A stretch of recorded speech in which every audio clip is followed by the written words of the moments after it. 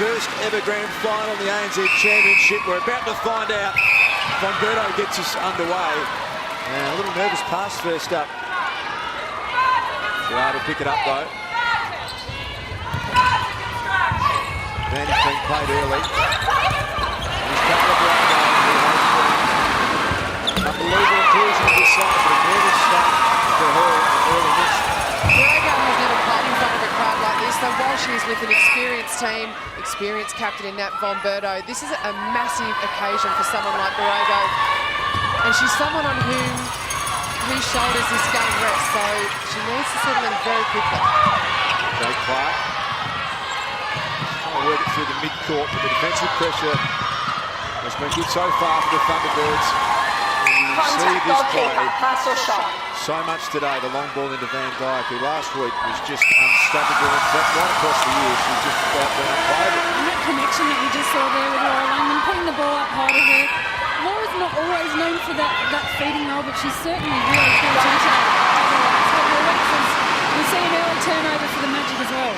So the first goal goes to the Magic, and the first turnover as well. Now late, brilliant take there from Thunderbirds athletically, and managed to get it to Brago. And great timing too, Brago on the move outside of the circle. So whilst you would expect for Van Dyke and Brago to sit back in the circle for the long bomb, both are capable of moving, and we've seen that early.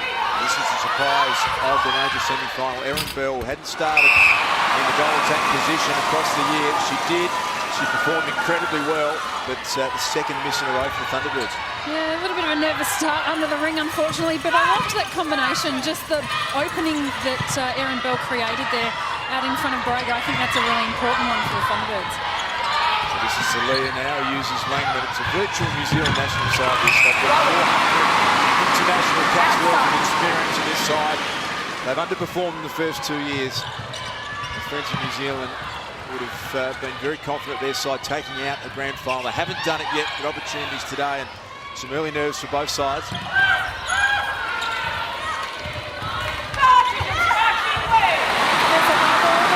All day long into Brago. It's her absolute strength. She's got so much balance on that baseline, and she shoots a plethora of goals right underneath that post.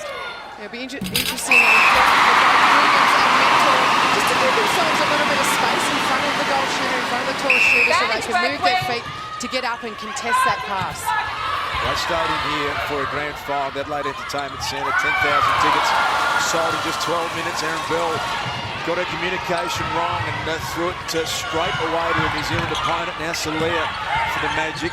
Brown and Van Dyke having to force herself further outside the circle than we're normally expecting. Not only did you see Jodie Brown take every second pass on the way down the court, when she didn't have the ball and didn't want it, she was directing where that pass should go. So she is so important to the success of this Magic side, just the work that she does outside of the circle. Another long ball from Langman. Block shot to Mentor. Diva Mentor getting up over Irene Van Dyke's shot, but great 3 feet and got away with it. Well done. Beaton's thrown an errant pass. Casey Williams chopping it off. What does that do to your confidence, Sherelle, as a shooter when you have a shot blocked early? It's terrible, actually, to get your shot blocked, but I've got no doubt Irene will settle into that. And it'll be interesting to see which team settles into this first. Connie Gerard getting up to a beautiful high ball to Irene there, which is great to see. Well, it's interesting. We've had nearly 4 minutes of play and it's still 1-1. So plenty of nerves early, and just surprisingly, some of those nerves on the shot. Not so Jodie Brown, though. When you look at Magic, they shoot 89% of their shots from close to the post. So no surprise that Mentor and Gerard are forcing that long shot, and Brown's on song early. Absolutely. We just saw that replay of the block shot. She was well within outside of the 3 feet, so definitely give her that one. Contact. Oh, that's generous of you, Sherelle. I don't like to see defenders do that anyway. Irene scores a couple in a row now for the Magic. Thunderbirds had some nerves around both sides. They're just pirouetting her way closer to the ring. Her second goal in the third set. I don't think she realised how close she was to the ring then. I think she got a bit of a surprise when she turned around and saw that it was within range. Todd now linking up with Langman, and the Magic have been forced to go backwards a couple of times early. Sometimes you can put that down to either the attacking team being patient or the defending team doing a good job. In this case, it's the Thunderbirds' defence. Jane Williams-Thompson, the coach of the Thunderbirds, joins us. Jane, there's some nerves around for everyone. How are you feeling? I'm okay. I think our goalers are showing a little bit at the moment, but they just need the time to settle in and find their rhythm, and they'll be good. And Jane, we've spoken a little bit about the different build-ups for both teams, with the Magic obviously playing last week and you having a week off. How's that gone for you? Yeah, we didn't exactly have a week off. We had 2 matches and kept our normal routine going. So, you know, we've never been fresher or more injury-free, so we have no excuses with fatigue. Well, Jane, you've had a big travel week. You went up to Newcastle to watch the preliminary final. What did you take away from that game? Yeah, we took a lot away. It's amazing what you can see when you're not coaching in a game. But yeah, we found some little holes that we think we can exploit today. So we've got the plan. It's up to the girls to execute it well. Great stuff, Jane. Thanks for joining us. While we've been speaking to Jane, a little bit of momentum shift away. The Thunderbirds, they've just gone and scored a couple in a row, picked up a turnover, and we're back to 4-4 with possession to the Thunderbirds. It is brilliant access that we get to the coaches, particularly in a grand final, Sherelle, and we hear it right from the experts now as that pass comes in, and it will be possession to the Thunderbirds. Yeah, great to hear there from the coaches. And interestingly, the match that the Thunderbirds played against the Swiss in the first week of the finals, they had a little bit of a slow start as well and then settled quite quickly into the game. So it'll be interesting to see how they go from here on in. Brilliant take there from Borrego, and she's worked it well here with Bomberto.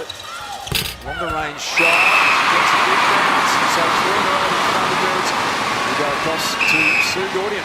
Well, very loud down here, Luke, as you can well imagine. Great to see the Magic sticking to what I have no doubt is their game plan, long to Van Dijk, and they may just do that here. More interestingly is their bench at the moment. Peter Scholes, Australian fans will know her very well, injured earlier in the season, leading the vocal chorus from the sideline. She is up and down like you wouldn't believe, which is great. Don't know if it'll last for 60 minutes, but Magic looking very comfortable and very strong at the moment. So that penalty will go the way of the Magic. We, of course, have one New Zealand umpire, one Australian umpire for these big finals. I love that about your sport, girls. You don't trust each other enough just to have the best umpires for the year. You've got to pick one from each country, and they have a different style of umpiring.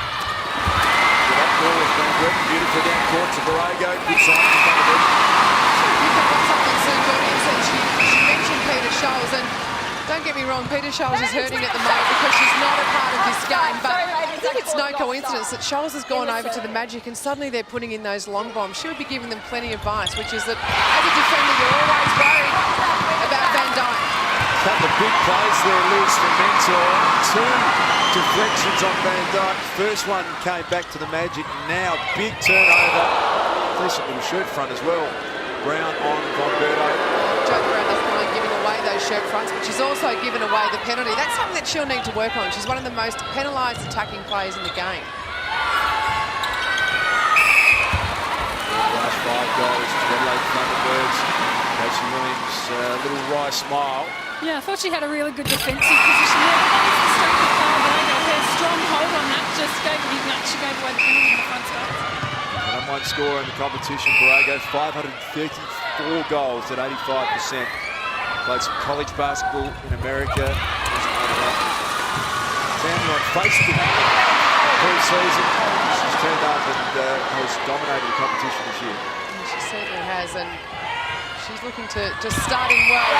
Frances Salia getting a little bit too cute there, did the look-away long pass. Those long passes are hard enough to do with accuracy, let alone trying to look away while you're doing it. And interestingly, Liz, Frances Salia only had 5 goal assists last week, which is quite low for a wing attack when you look at Laura Langman had 13 and Jodie Brown had 18.